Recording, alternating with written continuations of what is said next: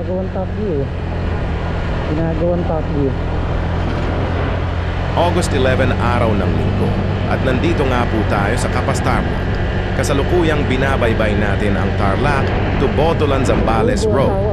Yep, tama po ang narinig nyo. At itong daan nga na ito ay 144 kilometers. Pero hindi tayo pupunta doon dahil sa iba, Hagonoy tayo galing. Hindi tayo ready sa long ride mula nga iba, Hagonoy, papunta dito sa San Jose. Tarlac ay 2 hours and 39 minutes tayo baya biyahe. At talaga namang pagdating mo dito ay mapapawi ang pagod mo. Lalo kung ikaw ay nature lover. Lawin, ganda. Ano? Ganda. Ayun pa. Ganda. Dami nila rito. Ha? Ganda, no?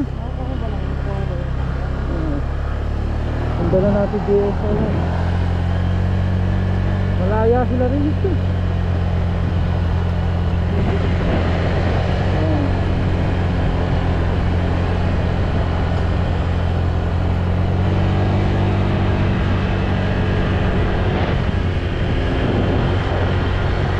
Pakataas ng kalsada yun.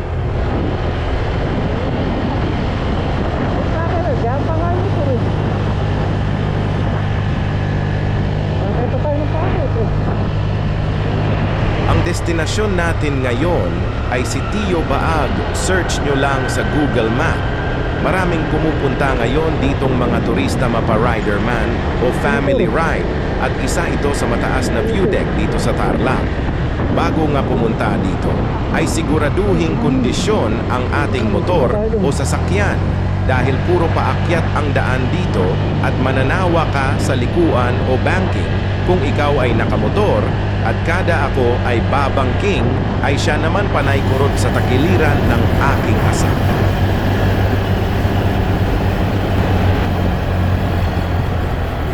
Hindi tayo punta.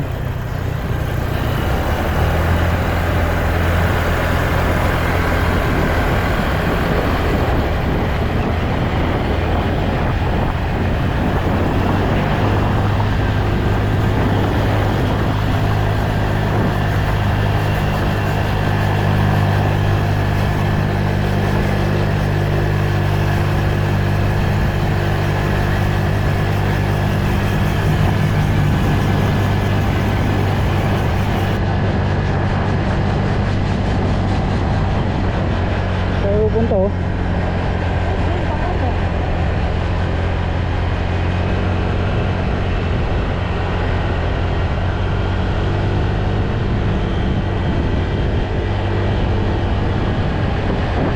Wala din tapo ng view dito, parang dinggalan.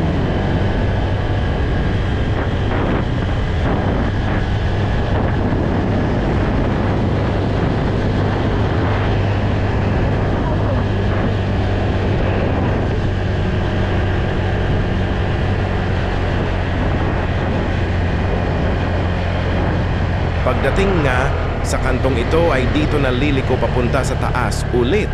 Walang katapusang pataas.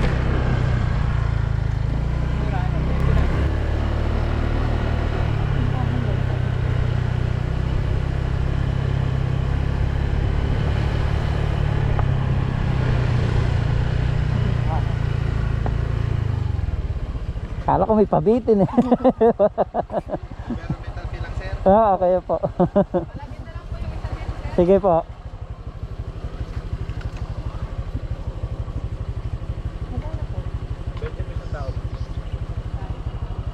Basta nang tawag sa bypass na to? Sa daan? Zambales Botolan Road, sir. Ano to? Ito hindi ito yung daan kalikasan, hindi ito. Sa San Clemente yun, sir. Maliko, hindi rin ito.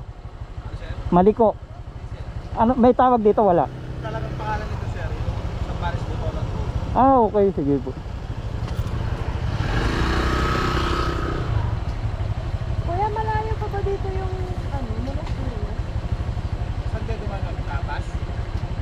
Yung class Mamaya sa baba. Sir! Parang po, magpuntahan dito sa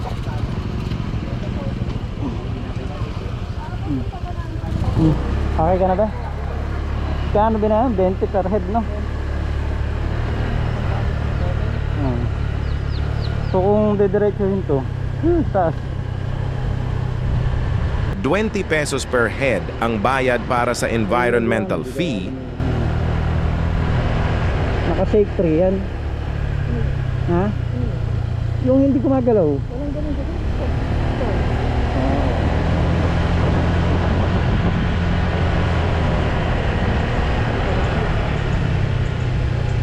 Pag na.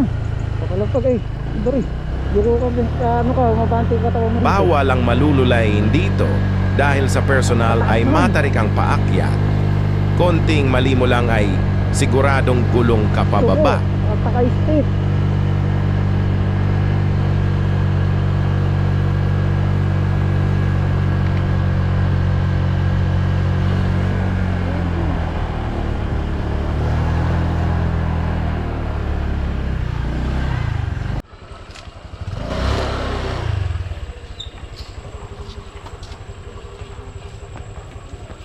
Kahit maaga pa ay marami ng tao.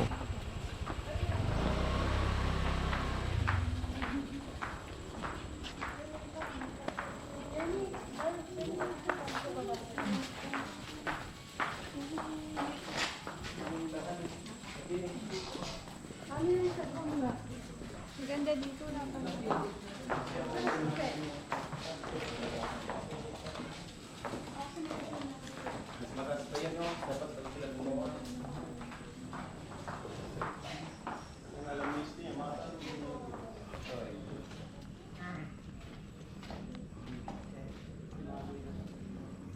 Sa sobrang taas nga nito, ay parang kisame lang tanawin ang ulap